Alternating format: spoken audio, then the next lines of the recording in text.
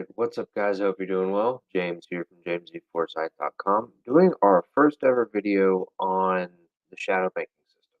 Right, so this is something that's been kind of a deep interest of mine, and it's kind of me just originally kind of dipping my toes in, because it's something that's always been, I thought was really cool. I mean, how could you not be interested in something called shadow banking?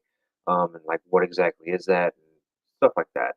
And then the reason I put specifically the title, because I don't, to a certain degree, the whole kind of mainstream argument with the 2008 financial crisis was with, subprime mortgages, specifically with the defaults and stuff, and like there was a subprime borrower and things like that.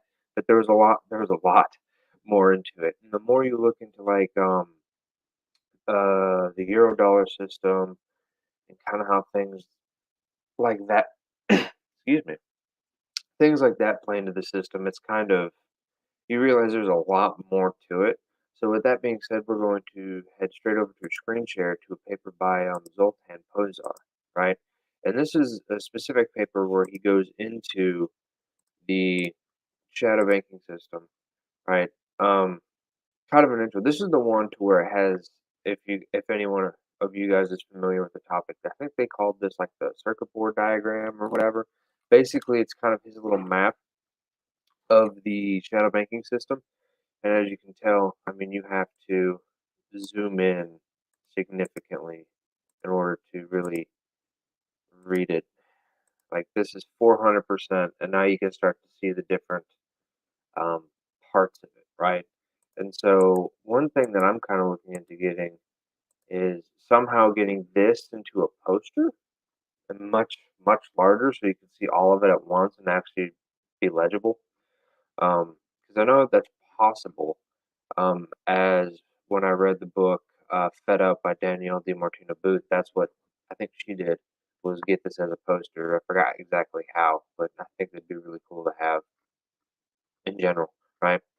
So, what exactly is like shadow banking and stuff? And so, shadow banks intermediate credit through a wide range of securitization and secured funding techniques, such as asset-backed commercial paper, which is ABCP, then asset-backed securities, ABS, collateralized debt obligations, CDOs, and repurchase agreements, repos. Right? For some reason, I wanted to say reverse repos. I guess just out of habit. Um, but like, if any of these ring a bell, like ABSs, you have mortgage asset-backed securities, and so MBSs, maybe it, MBSs are a version of ABSs, right? Um, Sorry, it's early in the morning. So they basically refer to the network of shadow banks um, as the shadow banking system, right? And so it's kind of you have things like money market funds, specific parts of hedge funds. I think they put primary broker dealers in there as well. Things like that are within the system, and it's just kind of different different ways that kind of credit is intermediated throughout the system. So with through like lending and stuff like that, and securitization that isn't through your typical kind of like commercial bank per se. So it's not like they're not shadow banks are not a part of or do not have reserve accounts. They don't have access to say like the Fed's discount window. Um, and I believe they're also not a part of the FDIC, right? And so maybe it's you have say you have like some bank holding company, and then it'd be some, I guess, subsidiary of that that does not is not regulated by the FDIC, whatever. Maybe that's like a trading desk or something. I'm not 100% sure on those dynamics just yet, right? And so, as we've seen over the past decade, the shadow banking system provided sources of funding for credit by converting opaque, risky, long-term assets into money-like short-term liabilities. And so, this is took a note like mortgages. So we're talking about securitization, right? So basically, packaging mortgages as an example. It's done with multiple other things as well. Um, but we're just using mortgages as an example, and you're packaging them together, and then basically turning them into a mortgage-backed securities. You're securitizing them, and basically using that as a form of quote unquote money, right? It's more of a liquid asset, right? So And by that, I kind of mean it's used as collateral for things. And then if you look on kind of a zoomed out point of view, what you use as collateral is kind of also a form of currency, especially when you're talking about on the scale of on an institutional scale. So like hedge funds, um, commercial banks, things like that. When you're talking about that kind of scale is when you're really getting into where this can be used as money, right? And so during the financial crisis, oof, the shadow banking system became severely strained and many parts of the system collapsed. And so this is kind of where it's tying into. It's not necessarily, I think, subprime mortgages, right? It was kind of how those were implemented in the shadow banking system itself. Or maybe it was just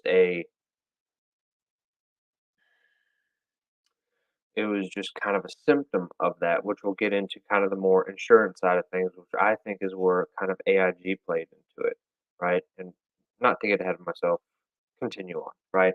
So credit creation through maturity, credit, and liquidity transformation can significantly reduce the cost of credit relative to direct lending. However, credit intermediaries' reliance on short-term liabilities to fund illiquid long-term assets is an inherently fragile activity and may be prone to runs, right? And then cites the beginning of as he says, large literature on bank runs and such. So if you want to look more into that, but footnotes as always. So that's one of the things that securitization has really done, right? So think about the whole mortgages again, right? With MBSs, you're taking a 30-year fixed rate mortgage, probably some other ones in there too, like adjustable rates, things like that. Other mortgages as well. We're just using it as an example. You have either way, you have some long-term liability, and then you're packaging it up into something that is short-term, right? And so you're basically, and I think that's what they mean by like the maturity, credit, and liquidity transformations, is you're basically kind of changing, I guess, the debt structure or whatever it may be in one of those respects. So, like in the terms for mortgages for maturity, you're taking something that normally would take 30 years for it to be done or to mature and say turning it into a security that matures in like two and a half or whatever it may be. I don't remember the exact maturity for those, right? So there's that, and you're basically taking something that's very illiquid, which is kind of where the liquidity transformation is, which is like real estate and stuff, and you're turning it into a paper or a form of paper that can just be traded on a second by second basis, essentially, right? So there's much more liquidity throwing through that system than there is pure just real estate, right? You can get in and out quicker, right? And so basically, governments chose to shield them from risks inherent in reliance on short term funding by granting them access to liquidity and credit put options in the form of the discount window access and deposit insurance, respectively, right? And so this is talking about the failure of different credit intermediaries during like 2008 and such, or just in general. And so basically, what they would do, I've talked a little bit about this in previous videos, where I think this is really playing into effect, is where you have, say, money market funds and such. They'll go into like the repo market and they'll continuously borrow and roll over their debt on short-term overnight lending. And they basically take those funds and they invest them more long-term for a higher yield, and they lend those out, right, and kind of pocket the spread between them, right? And I'm sure there's other things that they can do as well, but separate topic, right? So basically, shadow banks conduct credit, maturity, and liquidity transformation again, similar to traditional banks. However, what distinguishes shadow banks from traditional banks is their lack of access to public sources of liquidity, such as the Fed's discount window, and or public sources of insurance, such as the Federal Deposit Insurance. Right. So I guess that means they're not a part of the FDIC. Right. And so the emergency liquidity facilities launched by the Fed and other government agencies guarantees schemes created during the GFC were direct responses to the liquidity and capital shortfalls of the shadow banks, right? And I think this is why the Fed, I believe it was in 2020, where they kind of officially made their standing repo facility permanent was because, again, uh, these shadow banks can't go to the discount window for funding, even though I know like the discount window at the Fed is rather taboo because it kind of if if say a commercial bank goes to the discount window, that means that it's very it's in a very tough spot and that other banks aren't going to lend to them overnight at the same rate. They're basically going to spike their repo rates or however you want to think about it. Basically, by a bank going to the discount window, other banks see that as an increase in counterparty risk where that bank is their counterparty, and so they'll basically charge them or they won't um, lend them money at the same rate they would anyone else, right? Because they see them as more risky, right? Even if it's not entirely true, right? So there's that. So, in contrast to public sector guarantees of the traditional banking system prior to the onset of the GFC, the shadow banking system was presumed to be safe due to liquidity and credit puts provided by the private sector, which I think is where AIG kind of ensuring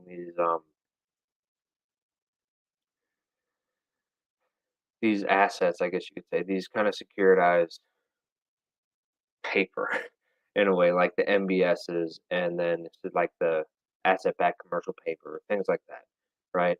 Where that's kind of comes into play. And then these puts underpin the perceived risk-free, highly liquid nature of most AAA rated assets that collateralize credit repos and shadow banks liabilities more broadly, which I think is where more of these credit default swaps comes into play, right, between the assets and such. And I don't remember exactly what it is off the top of my head, but where they would take these assets and such and then basically be like a tiered system to where it's like you had whatever it was, like 10% were like AAA, and then as you went down, or I'm sorry, let me articulate that better. How they would securitize and create the security and basically lump all these things together. They would take like AAA rating securities, I'm not assets, I should say specifically. Say that's 10%. They'd lump those in with like 40% of like double A or whatever, and then just kind of go down to lower and lower ratings and put those in there and basically just sell the top rated ones. And like the interest that would be paid with like the triple A ones, I think would, or I'm sorry, the top tiers would be paid off first and then it just kind of go down. But I'm still obviously still a little fuzzy on exactly how that's working. So I'll have to go back over that. Um, Sorry, that rabbit hole didn't exactly pan out very well. So, however, once private sector put provider solvency was questioned, even if solvency was perfectly satisfactory, in some cases, the confidence in that underpinned the stability of the shadow banking system vanished, right? The counterparty risk that we were alluding to earlier. And so the run on the shadow banking system, which began in the summer of 2007 and peaked following the failure of Lehman in September and October 2008, was stabilized only after the creation of a series of official liquidity facilities and credit guarantees that replaced private sector guarantees entirely, basically taking places like AIG out of it, right? So specifically, they did not account for the fact, oh, we're talking about investors and regulators and things like that, why this was such a problem, right? And so it says that they did not account for the fact that prices of highly rated structured securities become much more correlated in extreme environments than in normal times. And so this is kind of, at least to me, when I read the sentence, what popped in my head was like, like say a stock market crash where margin calls are happening right and left, right? You sell what you can, not what you want, right? And that's why basically when there's another saying that I don't remember verbatim, but it's something along the lines of in a market crash, all assets have a correlation of one to where they're all basically down, and that's it, right? Because people are just selling whatever they can to meet their basically to fulfill their obligations that they took on when they leveraged, right? And so kind of along those lines. And so even these AAA assets, because they were securitized with these with others as well. It's basically the whole, I guess, sector of securities per se, were basically just all viewed as inadequate, I guess, and sold in general. So in a major systemic event, the price behavior of diverse assets becomes highly correlated as investors and levered institutions are forced to shed assets in order to generate the liquidity necessary to meet margin calls.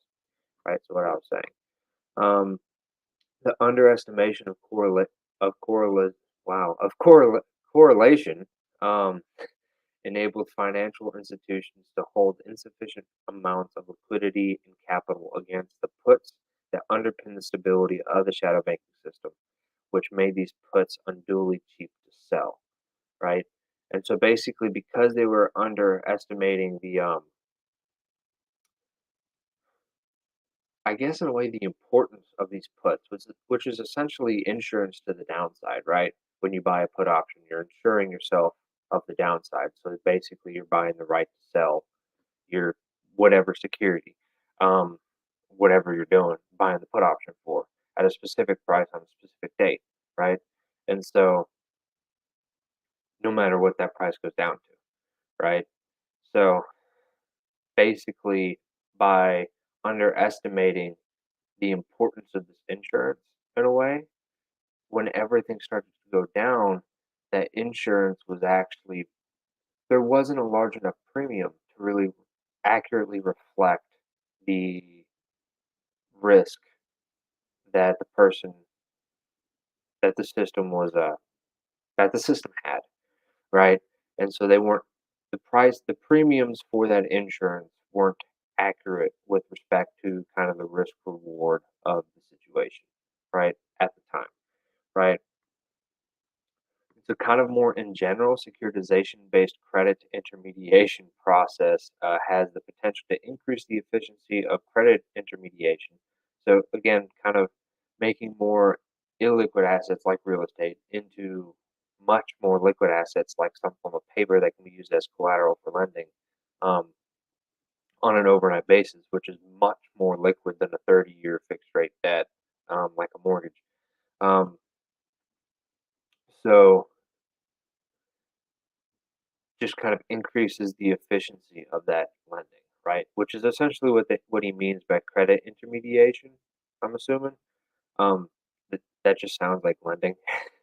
So, however, securitization-based credit intermediation, so basically lending off of securities, kind of with those securities used as collateral, also creates a agency problems which do not exist when the activities are conducted within a bank, right? And so he gets a little bit more into those, but this is also just the intro. So I'm sure when we go later, um, in the paper itself, it'll get more in depth with that.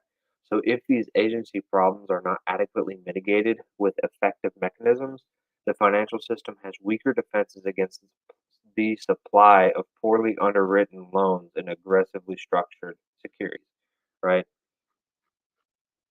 And so where he kind of gets as a final note, so we believe, or in terms of the authors of this paper, um, that the understanding of the plumbing of the shadow banking system is an important underpinning of any study of systemic interlinkages within the financial system, right? Excuse me. So normally when I do these papers and stuff, I don't know if you guys have really noticed, and I'm lagging a lot now, but I rarely go over the intro.